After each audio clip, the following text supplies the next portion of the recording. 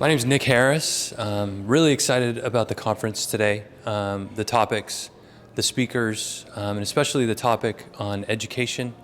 I think it's so important, especially for awareness for community leaders and community service organizations and folks like me. I run a high school to know what the problems are in the world and what is causing a decline in fatherhood and what is causing deaths of despair and all of the bad things in this world that are happening to men and to boys.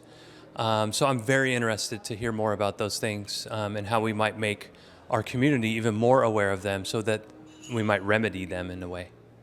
Yeah, the topic that most concerns or interests me is the one concerning fathers.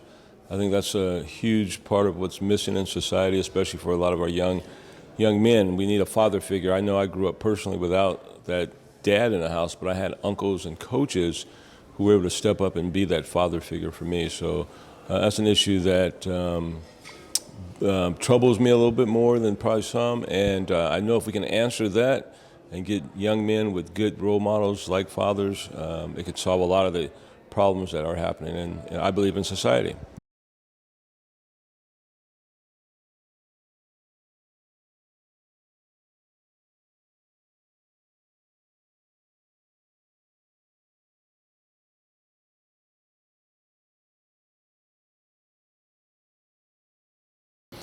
In the political world that we live in, it is very difficult to get legislators and other government folks, policymakers, to develop programs for men and for boys.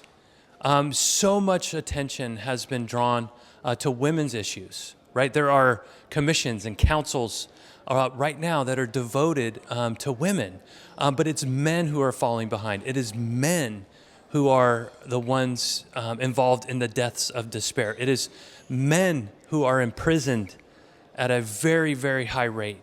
So we know that there are differences out there, and we know that there's a problem in our world. And so it would behoove our government officials to develop commissions for men, for politicians to bring these issues up, right, to make their peers aware of the problems in our society.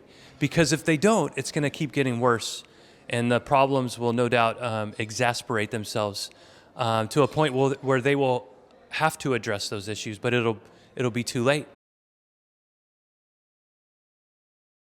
Hi, my name is Dr. Elizabeth Burks, and I had a wonderful time at today's symposium.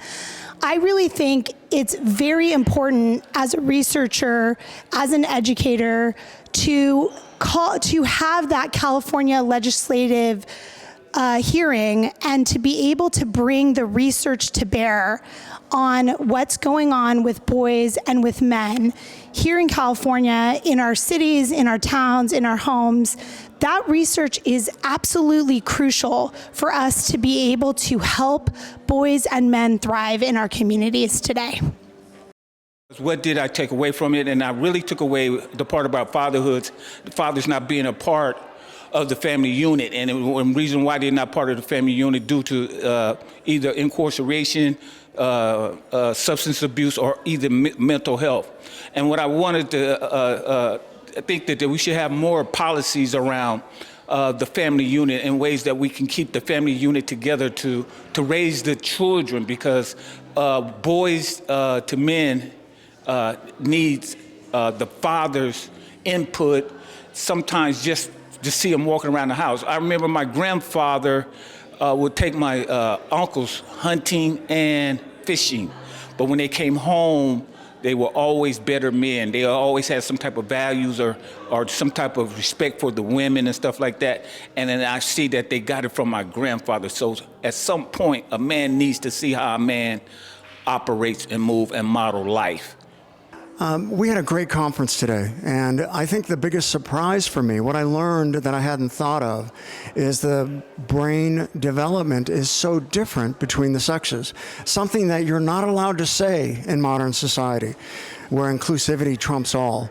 But this is a reality, and it's a reality that if we are willing to admit it, we can work with it to help these children get educated, especially our boys who are dropping out and not graduating from college in ever greater numbers.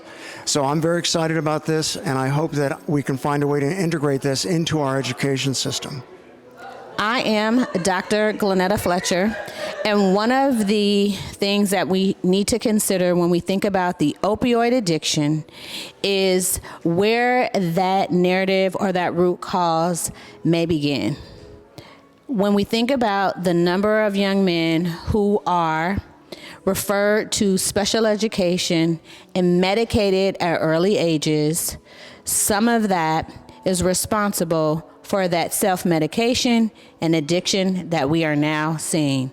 So I am encouraging us to make sure that we are utilizing what we know about brain science to support our young men in schools to be successful and not be referred to special education and or medicated, so we can decrease our addiction that we're seeing in the United States today.